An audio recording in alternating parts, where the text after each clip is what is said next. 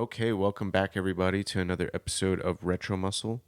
Today's video will be part 2 of the Bill Phillips interview from the Muscle Media 2000 Audiotape interview series. Let's get to it.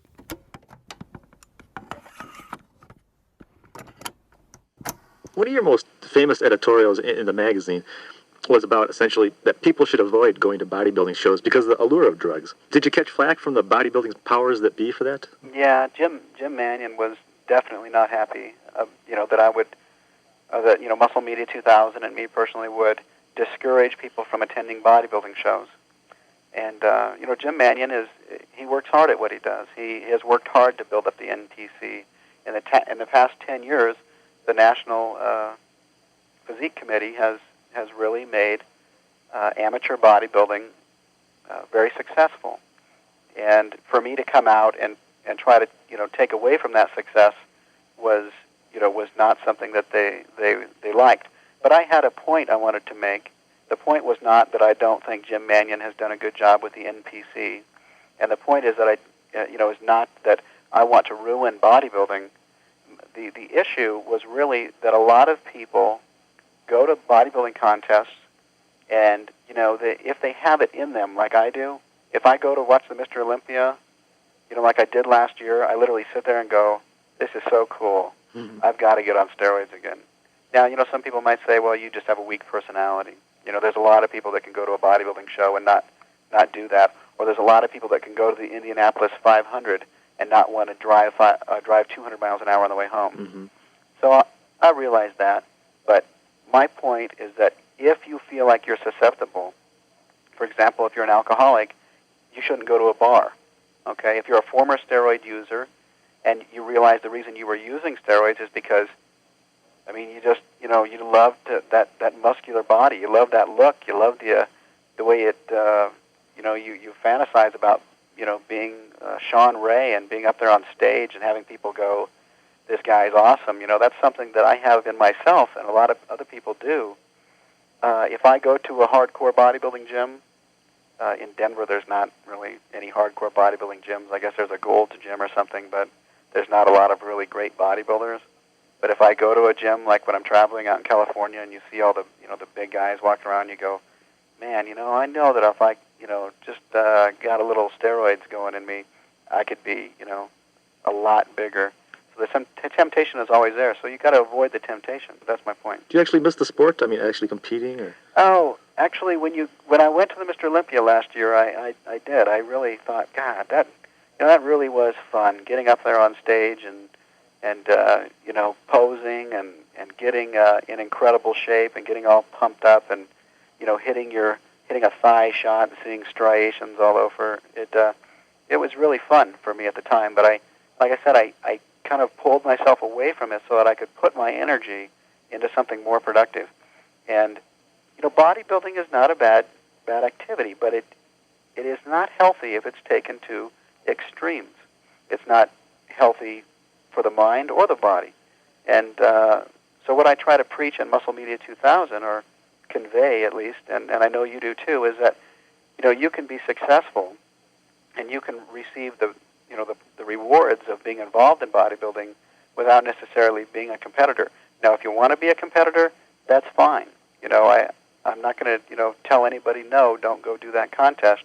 But if it was a personal friend of mine, I would probably say it's got its ups and its downs, and you might think seriously about putting the energy into something that is probably going to be more productive, like education or career.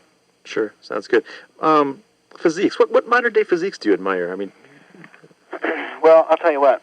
In the next issue of Muscle Media 2000, I'm going to print one of my favorite pictures ever of a bodybuilder, and it's Frank Zane from 1979. Now, that, in my opinion, and the people who are listening to this tape, check out my questions and answers in the next issue of the magazine, because I'm going to run this picture of Frank Zane. And, he is perfect. The guy is like 189 pounds.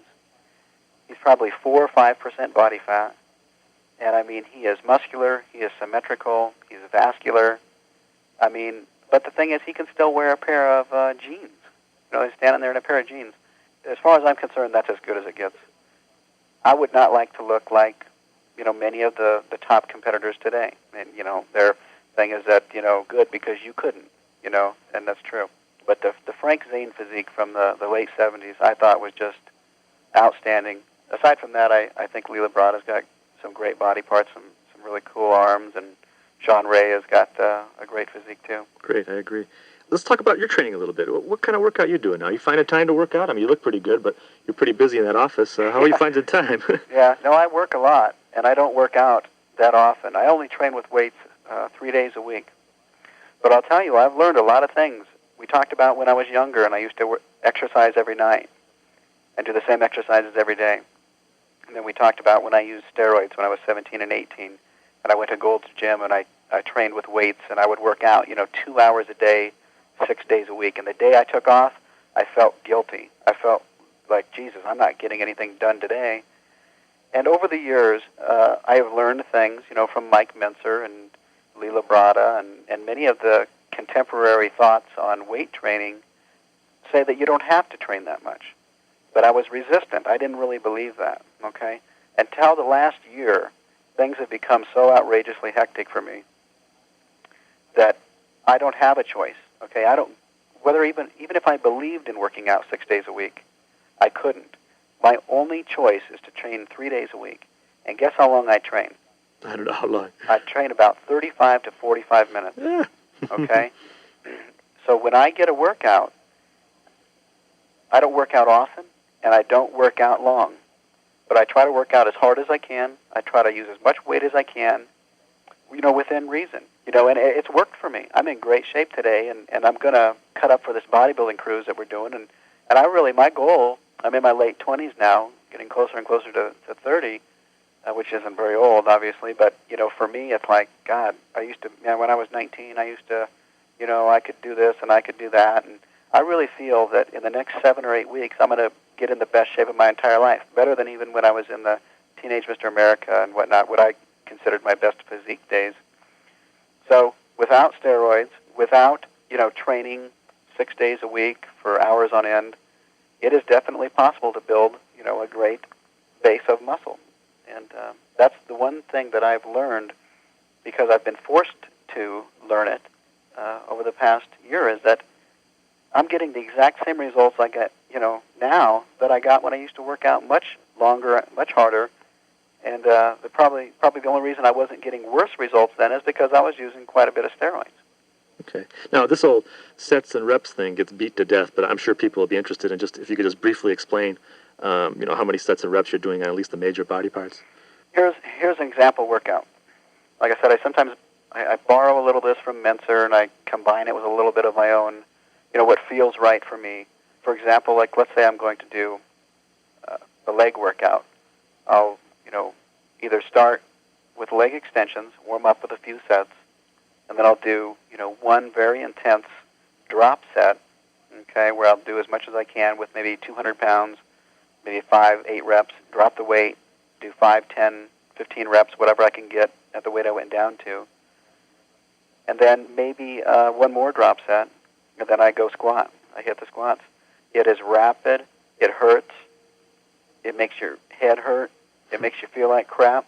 But if you don't somehow just put the screws down and say, this is going to hurt for the next 10 minutes, but, that's what I have to go through, then, you're never going to get anywhere. If you want to, train with weights and not hurt, then, I don't think you will ever get maximum results. So I really just push myself, and I go through this painful, short period of time, and afterwards, I feel like $1 million. So I do the leg extensions, like I said, maybe 3 drop sets, and then I go on to squats. I tried doing some high rep squats. Every time I get sick.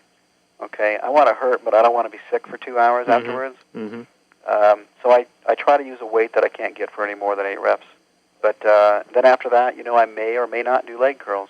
Okay, I think the whole thing of exercise selection and doing an exercise for the medial head of the deltoid and the front and the back, and then doing one for the inside of the bicep and the outside of the bicep, I think all of that is a bunch of crap. Okay, I think that if you push yourself on the big basic exercises, squat, bench press, shoulder press, biceps curls, you're done. Okay, that's just my opinion.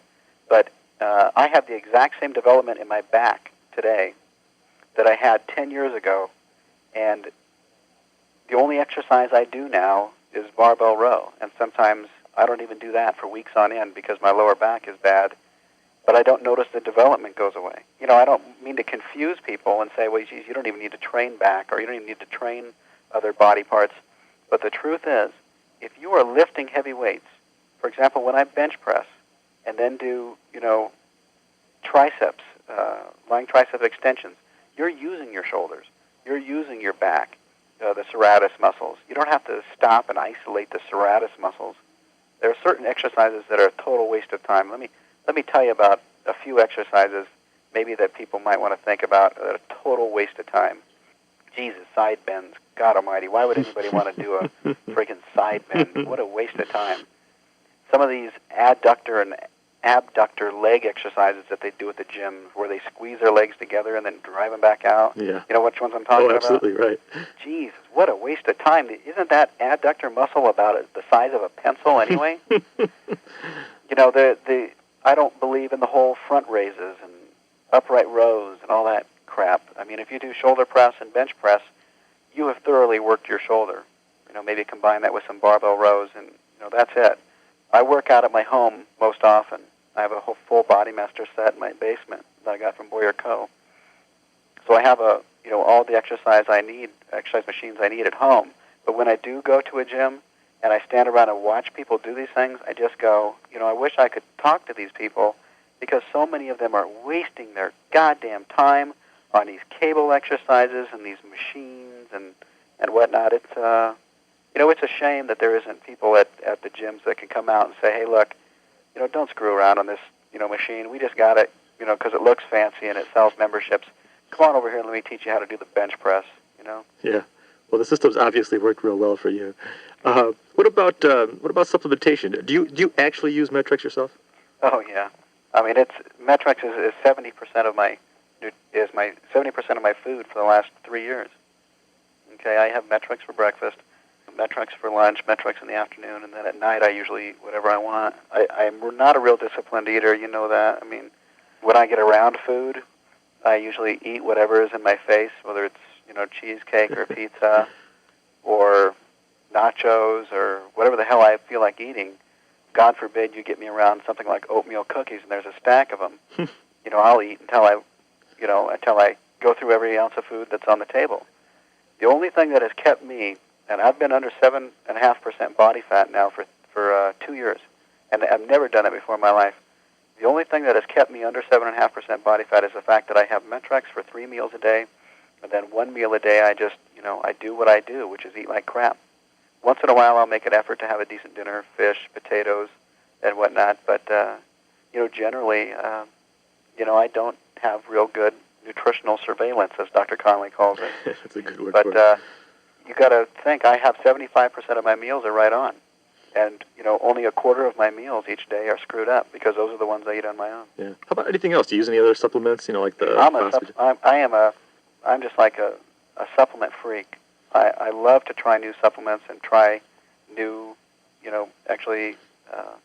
new foods. And if you see my office, it's like there's an entire cabinet that's full of stuff that people send in to me and ask me to try or ask me what I think of it. And most of it gets filed in the trash can. I get, just tons of things. Once in a while, I'll find something that I like. The recent thing that I'm real big on is the phosphagen by Experimental and Applied Sciences. So people are hearing a lot about that in the magazine because I'm telling a lot of people about it and how to use it. I mean, the first couple weeks I was on that stuff, I felt like I was just on steroids again. I gained so much weight and my muscles got so full, apparently from this cell volumizing effect. I'm not going to go into it in detail. If people want to read about it, it's in, I think, the last issue of Muscle Media 2000 with Lila Brada on the front. Actually, that's the one that hits the newsstands in a week or so. But for you and I, it's the last issue because we're well underway working on the next one. Right. But phosphagen is a supplement that I think has a very profound effect for as many as 7 out of 10 people who use it. Not everyone gets incredible results from it, and I don't know why. And that's been the case in the clinical studies also that have been done by some of the researchers in England. But a lot of people get a very noticeable increase in strength and body weight. And it's not muscle, though. I call it muscular body weight because it's fat-free weight. I didn't gain, that 2-week period I started on phosphagen, I didn't gain 10 pounds of new, actin and myosin muscle fiber. I simply gained 10 pounds of weight that was not fat. Okay, that's because the water volume of the cell increased. And, I don't give a shit if it's water or actin or myosin. If it's inside my muscle cell and it makes my muscle cell look bigger and rounder and fuller, then it's fine with me. So, I don't want anybody to think I'm saying that you gain 10 pounds of muscle because that's not possible, in 2 weeks. But steroids do a similar thing. They provide, they promote cell volume. That's why so many of the steroid users get so big and so round and so full, the first month they're on steroids, and then the month they go off, they deflate like a balloon letting out air. Mm-hmm. Their muscles just collapse. Right. Go back to its natural size. That's not because they're degrading protein all that fast. It's just because the fluid level of the cell is changing, and it's very dynamic, and it changes very fast. So phosphagen is a supplement that I'm big on. I'm trying V2G by Experimental and Applied Sciences. I can't really say that I noticed anything from it yet, but I've just been taking it for a little while. And I'm trying the GKG, which is the Glutamine Preservation System by Experimental and Applied Sciences. It's got great science behind it, but I haven't tried it long enough to make an assessment. One of the supplements I tried recently that I was excited about when I started taking it was KIC, the keto isocaproic acid, which is the analog of the branched-chain amino acid leucine. Mm-hmm. I tried it. I can tell you the stuff smells worse than anything I've ever smelled in my entire life. And I was optimistic about how it might work, but I really gave it a hell of a shot, and it didn't do anything for me. So KIC is one that I'm not going to be recommending, even though great science behind it. Right. Gotcha. I understand a lot of Hollywood types and professional athletes call you for training advice. Is that true, or is anybody we know of? Well, I've had the pleasure of talking with a lot of people about nutrition and exercise and supplementation over the past couple of years. I've enjoyed the relationship that I've had with the Dallas Cowboys and their strength coach, Mike Woycik. The Hollywood connection really has come through the magazine also. Sylvester Stallone enjoys the magazine, and he'll call once in a while when he has a question about something he read in the magazine. And this guy is a bodybuilding fanatic. He's going on. He's well into his late 40s, and this guy, when he's in shape, looks like dynamite. He looks like a 20-year-old bodybuilder to me, at least. So I've enjoyed working with him. And let's see, my brother, who's a contributing editor for the magazine, just went to Toronto a couple weeks ago and set up a weight training program for Whoopi Goldberg and her fiance, this Lyle Trachtenberg, I think. A pretty successful guy. But there's a lot of people who also read the magazine, and Stallone is such an enthusiastic guy. He recommends the magazine and the supplements that we sell to a lot of people. So, if you're working customer service for one of our customers any day, you might talk to, just a whole Hollywood who's who of people that would call. Ahmad Rashad, ex-Minnesota Viking and NBA commentator, calls once in a while, and just a lot of people that are interested in building their bodies, looking better, and in Hollywood they got to do that to make money. Great. Now we talked about some of the supplements you've used that work, but what have you used that doesn't work? What have you used that just is crap? Well, I just talked about KIC a few minutes ago. When I was younger, I used the weight gainers. I used to use the high-calorie deals, and I never gained any muscle using high-calorie supplements. I gained weight, but, I never gained muscle by, doing one of these 6,000, 7,000, 8,000 calorie a day diets. And I tried them. I gave them a legitimate shot because I believed that this was something that might be important for me to do. And so I tried the weight gainers. That didn't work. When I was younger and naive, I tried the plant sterols and the glandulars. Let's see, more recently, growth hormone releasing amino acids. Never did anything for me. A lot of knick-knack stuff, a lot of things recently that are more of an herbal nature that a lot of people send in to me, and I give them a try to let them know if I think they worked for me, and I try a lot of herbal things, and they don't do anything for me. The only herbs that I think are really worthwhile are the central nervous system stimulating herbs, ephedra, guarana, that category. So you've blown your share of money like the rest of us, huh? Oh, I get a lot of it for free, though. Right. Let me put you on the spot here. If by some act of God steroids were made legal tomorrow, would you use them? You know what I would do with steroids if I could go to a competent healthcare practitioner and have him prescribe them for me, and I could get legitimate, real steroids? I think what I would do is once a year, for my birthday or something, go on an 8-week or 10-week cycle of nothing but decadurabolin by Organon. I would take 200 milligrams a week for 8 weeks, and then, I would go off. Nothing complicated. The results that I get from using decadurabolin are perfect for me. Mm-hmm. It's not toxic to me. At the dosage of 200 milligrams a week, it is highly effective for building muscle and strength. It makes me look great. It makes me feel great. I think that once a year, I would go on a cycle, like I said, for 2 months of decadurabolin, and I would do this so that my body does not get too beat up. My cortisol levels, I measure them, regularly with this test kit that Bob Fritz sells under this name GenLink. Right. I measure my cortisol levels, and at times they get very high. And this isn't good for, longevity. This isn't good for muscle building, and it's not good for your health.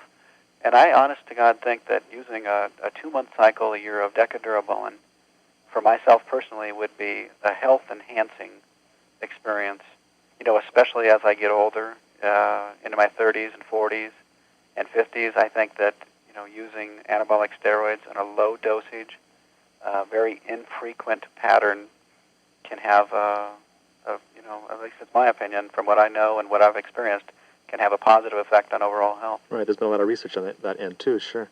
Do a lot of the readers of the magazine write you about drugs? I mean, asking you specific questions about drugs continually? Yeah, that's we get a lot of mail, and the number one question, that we get is, our number one category is the anabolic steroid questions, and other drugs, clenbuterol, growth hormone, the anti-catabolic drugs. We try to provide as much information about those as we can in the magazines, and my anabolic reference guide book has got all the information that I can really get into. I can't answer personal questions on how to set up a cycle with Winstrol and Anadrol and testosterone cypionate. There are laws against providing personal information on anabolic steroids. It's actually a felony. The law was enacted as part of the Anabolic Steroid Control Act a few years ago. So, for example, if a coach, he couldn't go to his linebacker and say, hey, Bruce, I think you need to take 15 milligrams of Dianabol a week. Then you can start for the team. So it was, kind of designed for coaches and players, but it certainly applies to me. As an information provider, I cannot provide personal information on the use of anabolic steroids. So, unfortunately, I have to pretty much decline to provide any information on those. But we do make an effort in the magazine to, continually update people on the good, bad, and ugly things about drugs, growth hormone, and whatnot. Can you think of any particular instance or a particularly strange question you've been asked about drugs? Well, let's see. I think just last week I had a woman write and ask if there was a steroid that wouldn't cause the hair on her back to grow. So, I mean, I don't know if, what's going on, but the most unusual questions are, probably from women, regarding anabolic steroids and some of the unusual side effects that they have to deal with, and they're looking for remedies for. And it's especially popular, I think, because they want to go to somebody who's on the underground. They don't want to go to their doctor and say, I've been using anabolic steroids and I'm going bald and I've got hair on my back. What should I do? So they write to me or Duchenne or something like that. But it's a problem, and nasty thing there. What would you say is the most satisfying thing, business-wise, that you've accomplished in your career, your short career so far? Well, I've been real successful over the past few years. I've worked hard, but business-wise, the most satisfying thing for me has been able to help my family. I've got my mother a new house. All my relatives, I try to share as much as I can with them. I got my grandparents new cars. Wow. They've never had a new car in their life. I just, what I can give is more rewarding to me than what I've got. So that's really what makes me feel good. That's from terrific. a business standpoint, is being successful enough to give things away. I mean, and really help people improve the quality of their life. That's great. That's great. Listen, we know through talking to you here, we know about your business life, and we know about your training and your theories of bodybuilding. But what do you do outside of this business and bodybuilding? What's a typical day like for Bill Phillips? Well, a typical day for me is I get up around 7:30 in the morning. By the time I wake up, I'm so anxious to get to work and start getting things done that I literally jog to the shower, get showered, and by the time I get out of the shower, my fantastic girlfriend Amy, brings me my breakfast, my Metrex. I drink that while I'm getting ready to go to work, and I'm out the door. Then I'll usually work from 8 or 8:30 until about anywhere between 7 and midnight. I only stop during the day long enough to drink Metrex or munch on something small like a yogurt or an apple. So, during the day, I don't stop. I don't go to lunch at noon and come back at 1. I don't, take off at 2 o'clock and go golf. I work very intensely and very deliberately for as long as I can sustain a productive level of work.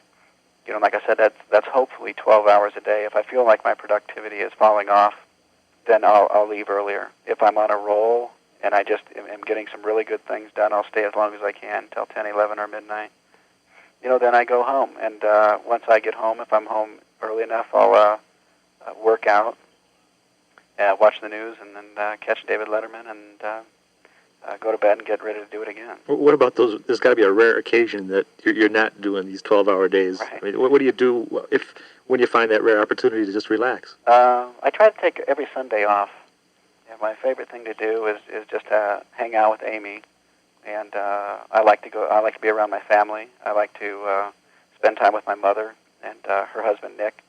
On Sundays especially, my perfect day is a summer day that I can get up late, lay around and do nothing, stare at the ceiling, and not feel any pressure or have to go anywhere or do anything.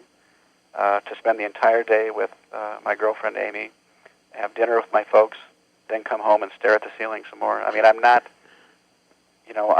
Amy's everything that I'm not, okay? She's active and playful, and she has a great sense of humor and all these things. So once in a while, she'll get me moving enough to go, to the lake and ride the wave runners, or,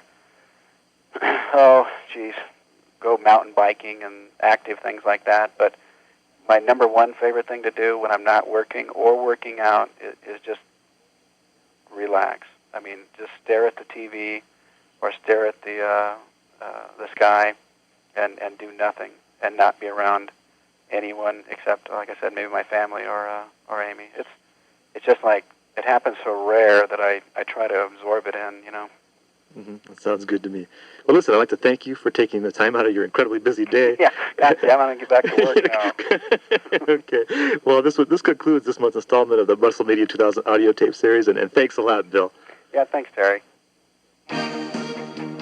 At Muscle Media 2000, we're always glad to hear from you.